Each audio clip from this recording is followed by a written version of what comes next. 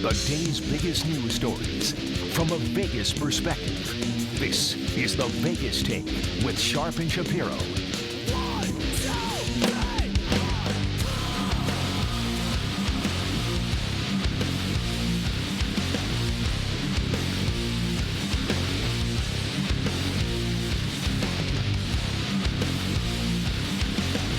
The 11 o'clock hour coming your way live on the Vegas Take, 101.5 FM, 720 AM, K-Dawn. You can also catch us streaming live on the Vegas Take radio channel on YouTube, so you get a chance to see us here live in studio. It's a Wednesday. I'm Chris Wynn in for Brian Shapiro, along with J.D. Sharp, as we are embarking on a very busy next 3 or 4 days here in the Las Vegas Valley. You have the Democratic debate going on tonight down on the Las Vegas Strip at the Paris. You've got a number of political rallies taking place across the valley here in the next few days. And, of course, the Nevada caucus is taking place coming up this weekend. But joining us here live in studio, we want to talk a little business and a little Las Vegas and a little sports. And we have some great guests here live in studio. Gavin Maloof of the very prominent Maloof family here in the Southwest, a number of businesses across the board.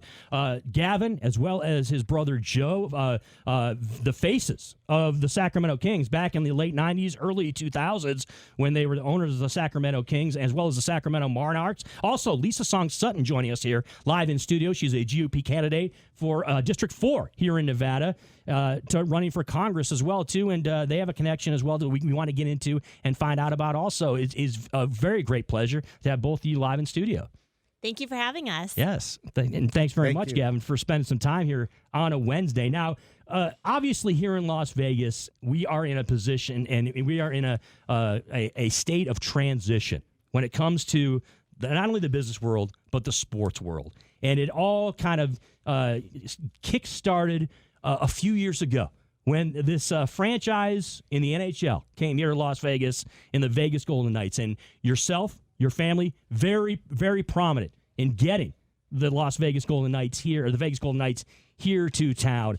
But it was really, it was a watershed moment, wasn't it? The fact that, there's been a number of minor league franchises, minor league teams that have come here to Las Vegas. Obviously, when you think about Vegas, you think about the high-profile boxing matches, the MMA events that go on here. But there's never been a big-time team here. There's never been one franchise from the big four sports, whether it be the NBA, the NHL, Major League Baseball, or the NFL here in town. So the fact that the Vegas Golden Knights end up calling the Vegas Valley home was a huge moment when it came to Las Vegas. Well, it really was. And, we heard the argument so many years in the past about how Las Vegas would never support NHL. Mm-hmm. Joe and I, my brother, when we sold the Kings, the day that we sold the Kings, we went and saw Gary Bettman, which we've known for probably 30, 35 years. Yeah. We've got a long-standing relationship with him. And we asked him, we said, could we bring an NHL team to Las Vegas? And he didn't say no, but he didn't say yes. But he did say no. Yeah. That was the key. So we led the effort, and took us about 4 years to get this franchise to Las Vegas. And we went and saw Bill in Jacksonville and proposed it to him, and he was on board. And the rest is history. And look at all the teams that have followed after this. Yeah, I have to say, look, I was a little bit surprised that the NHL was the first one to come here, because as someone myself, grew up in Michigan, went to college on the East Coast, lived on the East Coast for a long time, I was well aware of you and Joe as owners of the Sacramento Kings. You guys, along with people like Mark Cuban and others, I think, brought a little pizzazz, a little flair to the NBA and brought some attention on and some positive attention on your organizations. The Sacramento Kings, I mean, those teams, JD and Lisa, those teams were fun to watch back in the late 90s, early 2000s. Those Jason Williams, Chris Webber teams back when they were battling the Lakers in the playoffs. Richmond. Yeah, it was for lack of a better, it was a sexy franchise, right? I mean, the Sacramento Kings were one of those franchises that were fun to watch. And you were the prominent. They played a brand of ball like the Warriors play now. Exactly. Yeah. But the point I'm trying to get to is that when you think about Las Vegas, I got to be honest. When I moved here back in 2003, right, I thought to myself, of all four leagues that would come here first, which one would be? Which one would it be? It was not the NHL. NHL was probably the fourth on that list. I for certain thought it was going to be the NBA, given, of course, the basketball background in this town, the UNLV Running Rebels, the 1990 team obviously won the national championship. In my opinion, I thought of it back in 2003 as a basketball town. And so I would have thought the NBA would have been the first one to come. And factor in the summer league and how successful that has been as well. Exactly. Where you consistently have so, Joe, am I 18,000 on the weekend. Am I off base by saying that, or actually, not, Gavin, am I off base by saying that I thought the NBA was going to be the first one that came here? Yeah, but I think, well, first of all, what needed to happen was we went and we saw in the paper that MGM was building an arena. Mm-hmm. Remember, there was no venue. Right. And the NBA wouldn't go into Thomas and Mack, and the NHL wouldn't go into Thomas and Mack. It had to be a state-of-the-art arena. So when we found out that they were building this arena, that's when we contacted Gary Bettman and said, hey, I think an NHL franchise would work here. And the rest is history. Well, and you've really seen the city rally around it. So I remember years ago, back when it was the Vegas Wants Hockey campaign. Yeah. Do you remember that? Mm-hmm. This is obviously well before we had any, franchise recognition. It was just, if we can get a certain amount of season ticket holders to commit, right? And it was the Vegas Wants Hockey campaign. So Gavin calls me and he's like, Lise, I need you to put down your credit card and buy some, hockey tickets. And I was like, I'm sorry, what? What are you talking about? And he's like, we're bringing a hockey franchise here. You like hockey, right? And I was like, yes, ? And so I did. So he puts me in touch with their director of sales for the Vegas Wants Hockey campaign. Mm-hmm. I give them my credit card and I forgot about it. A year later, I have this massive charge on my credit card, and I'm like getting ready to call the bank for fraud, right? I'm like, someone's stolen my card number. And it was because the Vegas Wants Hockey stuff finally took off. And they were the driving force behind that, literally picking up the phone, calling their friends, calling their business colleagues and saying, I need you to support this team. We don't have a name yet. We don't have an actual team yet. Uh-huh. I need you to support this. But it's coming. Yeah. And look, there has been a history of hockey here in Las Vegas. Obviously, we have the Las Vegas Thunder. We had the Las Vegas Wranglers that played over at the Orleans, and there was a fan base here in town that was very familiar. And we all understand the dynamics and the demographics of Las Vegas, where you have a lot of people that move here from other parts of the country where hockey was prominent, and there were huge hockey fans, but there was just no NHL team. So, Gavin, as you pointed out, there was definitely an appetite for a team here. Well, there was, so many times I heard, well, sports won't work in Las Vegas. And I said, well, what are we? We're not people? Mm-hmm. I mean, people love sports everywhere around the world. Why are we different? And so many times there's too much to do here and all the arguments against it.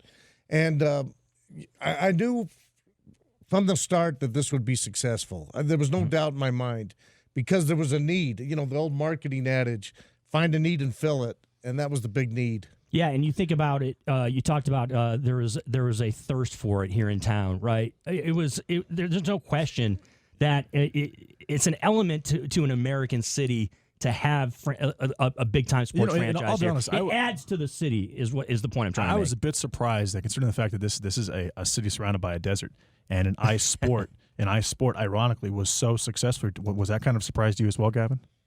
No. I wasn't surprised. I knew from the beginning that it would be successful. I just did. I mean, it's people. Las Vegas is a major town, and they like major events, like the boxing event, Wilder and Fury coming up. Yep. They don't like minor events. Minor events. There's a difference between the big four and maybe the four minor league teams. There's a huge difference. So I always felt that this was a major league city, and you bring a major league sports franchise, it'll be successful. Gavin Maloof joining us here live in studio, along with Lisa Song Sutton, a GOP candidate for Congress for District 4 here in Nevada. Now, we want to get a viewpoint of the connection between you two, because obviously, Lisa, you're a businesswoman here in town. You're someone born and raised in Las Vegas, right? So I moved here after law school, actually. But, you did? Okay. Yeah, I've been here a decade. My mistake. Yeah. Okay, but you've been here a long time. And Nevada's home. And you're extremely involved here in this community when it comes to philanthropic opportunities as well as your own business opportunities. But that has led to a connection, right, between you and Gavin and the Maloof family. Yeah, absolutely. And it's so timely because it's actually National Entrepreneurship Week this week. And it's about, directly connecting with your mentors and working with people who can help you build and grow and you build a successful business. And I've been so blessed to have Gavin in my life. He's been an incredible business mentor for me for oh my gosh, the better part of 13 years now. We connected when I was actually still in college. And so after I moved here after grad school, we reconnected and we've been able to not only work together in business, but, he's just been incredibly helpful just in community relations and really kind of leading by example in relation to what does the community need? Like if you can think about what the community needs and find a way to bring free market, opportunity, capitalism, like find a way for all of that to fit in with what the community needs. There's a way for it to be successful. There's a way for you to have success, and there's a way for the community to benefit from that as well. And you've seen it time and time again with the businesses his family's built. And I mean, I'm just trying to get on the Maloof level, right? Like I'm just trying to build what I can build. And so I'm very grateful to have Gavin as a great business mentor and someone to call when, the times get tough and, you have crazy business deals go sideways, right? And I'll call Gavin and I'm like, oh, this happened, and he'll talk me off the ledge a little bit and just give me some real world examples, because that's sometimes what it takes to have that experience to be able to talk about it and tell someone else, hey, that happened to me a couple of years ago. Here's how we handled it. This is what you need to bring in. It's so helpful to have that real world knowledge. And speaking of those real world examples, right, Gavin, you're not someone who's just, you haven't just been involved in, say, sports teams as far as the Sacramento Kings and the Monarchs and the Vegas Golden Knights. You've also have other business ventures, obviously, that you partake in, particularly here in Las Vegas, that have been on under the spotlight for a long time. Well, we have, and first of all, I want to strongly endorse Lisa, because I think she'd be great for our community. I think people should get out and vote for her. She's an entrepreneur and she cares about our community, which is tremendous. And so I've known her a long time, and she's a great person, and she'll be great for Nevada. Yeah. And we have a drink called Drink Aid. That's probably the hottest drink in America right now. It's a hangover prevention drink, and we just went into CVS, 1,500 stores, 1,100 stores, and AM, PM. We're here with Herbst and all the hotels. So we've got probably the hottest drink going. And then we have a technology company called Staxos, where we source and solution, and we're like technology consultants. So we have a couple things going, and then the night. So I got a lot to do. And so the nights, the nights. Yeah, like and the nights. But your family originally from New Mexico, right? Involved in a lot of distributorships. That's that type of business. That's how we've done. We were Coors distributors. You dipped your hand in a number of different business very ventures. Yes, everything. Yes. Coors. We were Coors distributors 75 years. Yes, and also in the liquor business with Gallo and Jack Daniels and then the Palms, so we've done a little bit of everything. By the way, and of course, I want to talk to you about that too, because as I pointed out, moved to Las Vegas back in 2003, and that was, let's be honest, it was the heyday of the Palms. That is when you thought about this. Obviously, there's a lot of properties around Las Vegas that were in prominence when it came to what you thought of Las Vegas, as far as prestige. But when it came to young people, back then when I was young, right? And when it came to people, I mean, the Palms was the spot, right? That's where when the 2007 NBA All-Star Game was here, that was like the epicenter of what everything was going down as far as that. And look, let's be honest, your brother was really the face of that. I don't think I'm unfair saying that George was kind of the guy that was on the mantle of the Palms back then when it was in its prominence. Yes, and Steve Wynn, he's had some mistakes, obviously, and we don't endorse him. But he told me one thing. He said, if I ever leave, the only person I would ever trust running my properties is George Maloof. Yes, and I mean he's probably the best operator, one of the greatest operators in this town. And so but like the Palms at one time. Yeah, we were the center of the universe. Yes, especially we had everybody coming in. Yeah, and it was with Southern California, with Los Angeles. Obviously you think of Los Angeles, you think of Hollywood, but it was young Hollywood. Anybody that was anybody in the entertainment business was there. Look, you yourself, along with your brother, excuse me, we're doing TV shows, right? You guys were doing a lot of media across the board. We were. Yeah. You all right, Chris? Yeah, got him choked up there. Reminiscing of those Palms days, I guess. Yeah, exactly. See, he got overly excited about his memories of the Palms. Gavin, Yes, my bad, my mistake. I had a little coughing spell there. That's all right. But that's what I love about what they've been able to build is that and that's what I build my business models on too, is like being diversified, right? Like you bring in people who have more experience than you, surround yourself with great people, great staff, bring in great operators, and then you build and grow. And as long as you put your staff first and your customers first and that customer experience first, then you're going to be successful. And I mean, that's definitely one of the main takeaways I've taken from working with Gavin and being able to kind of, follow along. Lisa Song Sutton, Gavin Maloof joining us here live in studio. It's the Vegas Take. Chris Wynn in for Brian Shapiro along with JD Sharp. But back to the sports angle here. So now the thought process is this. The NBA's coming, right, Gavin? I mean, it's basically, it's not a matter of if, it's a matter of when. Because there's talk about franchises having issues, whether it's the Hornet, or whether it's the Pelicans in New Orleans, whether it's maybe the fact that Steve Ballmer wants to make a change as far as the Clippers and go out of Los Angeles and maybe head to Vegas.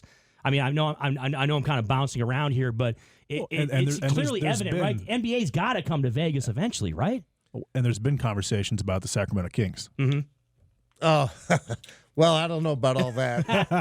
I think the Kings are staying, but I think eventually it will happen.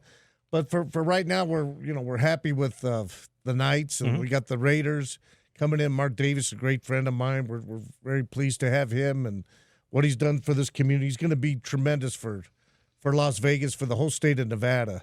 So we're excited about those two teams, and then the Aces, excited about that, and then our minor league team that'll be in Henderson for the Knights. So, are you actively involved with the Las Vegas Raiders at all? Are you and your family involved, Gavin? No, we're not. I'm just his friend. But Mark and I are very close. But I just like I say, it's going to be. Well, the draft is coming here, the NFL draft. I mean, that's going to ignite the city. I mean, this city is really, if it hasn't exploded, it is exploding. I mean, it's really incredible. I would say Las Vegas is the fastest growing city in the United States. Yeah. You go to the DMVs right now, and there's I think 7 or 8 of them, and they're giant. They're packed with 5,000 people all day, every day. I mean, they're saying that the numbers are maybe 100,000 moving to Vegas a year. That number is low. Yeah. I think it's close to 500,000. And it's a lot about the economics, right, of Nevada is what draws a lot of people from around the country. We all understand that in states like Texas as well as Florida, no state tax is a huge thing. Tax, right? No state income tax. This is what I always tell young entrepreneurs, right?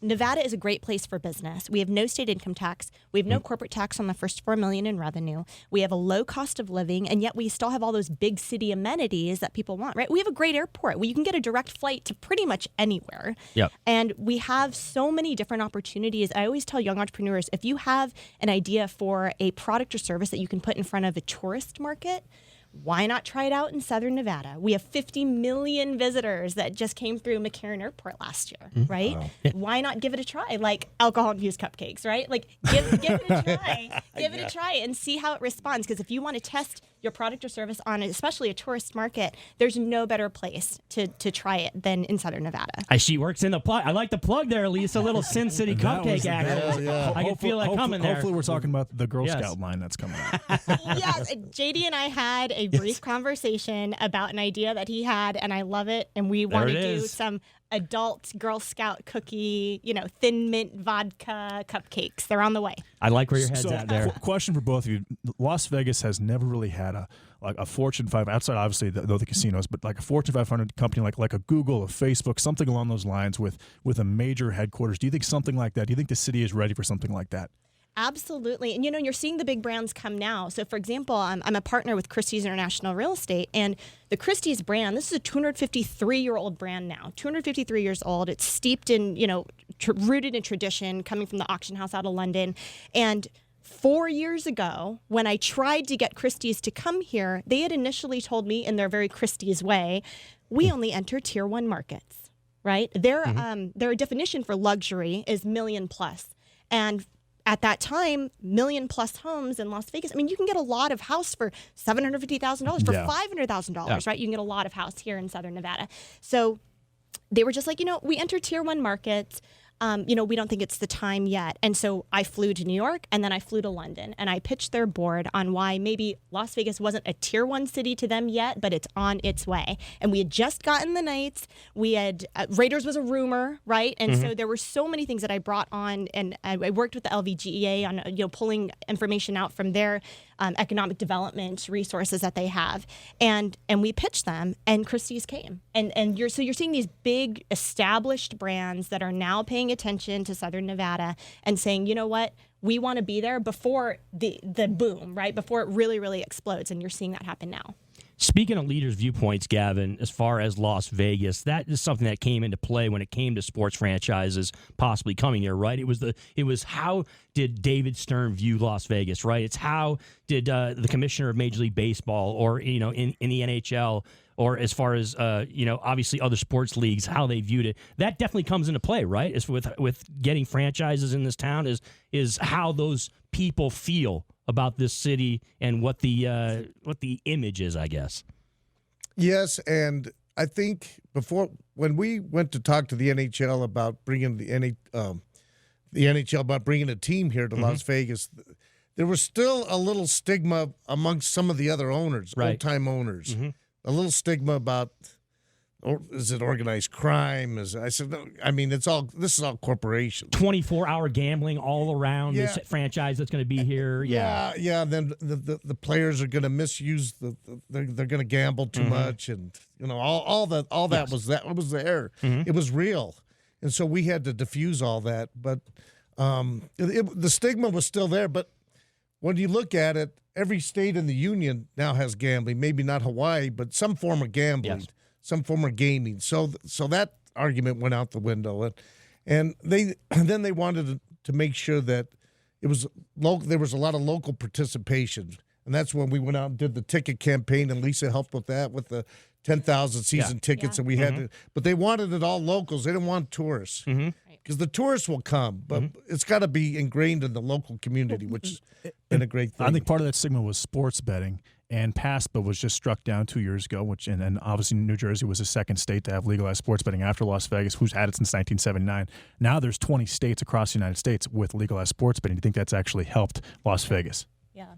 And it's just reminding people, too, a lot of times when you say Vegas to someone who doesn't live here, they just think of the Strip, right? And that's one street. I remind people, it's one street of an entire city, right? Yeah, but there's a lot of economic activity going on that one street, Lisa. It might be the most profitable street in America. Exactly, right? Yeah. Which is incredible. But that's what's nice, right? You can have anything you want, right? And yet you can escape that and go hike Red Rock or go up to Lincoln County, it's 90 miles north, right? And go out to, they have 5 state parks up in Lincoln County, 90 miles north of here, Mount Charleston, right? You have so many great outdoor areas that people forget, Yeah. Lisa Song Sutton, Gavin Maloof joining us here live in studio on the Vegas Take. Lisa running for the GOP, for Congress, for the GOP in District 4 here in Nevada, a prominent businesswoman here in town. And Gavin Maloof, of course, from the Maloof family, very prominent across the Southwest, and have done tremendous things. Minority owners with the Vegas Golden Knights, used to own the Sacramento Kings. We appreciate both of you spending some time on your Wednesday and coming in and joining us. It's been a great conversation. Thanks very much. Thank you so much. Thank you for having us. Yeah, appreciate it. Vote for Lisa. Yes. District 4, get out there. GOP nominee. LisaForNevada.com. Yes, LisaForNevada.com. It's the Vegas Take coming right live here on a Wednesday. I'm Chris Wynn in for Brian Shapiro along with J.D. Sharp.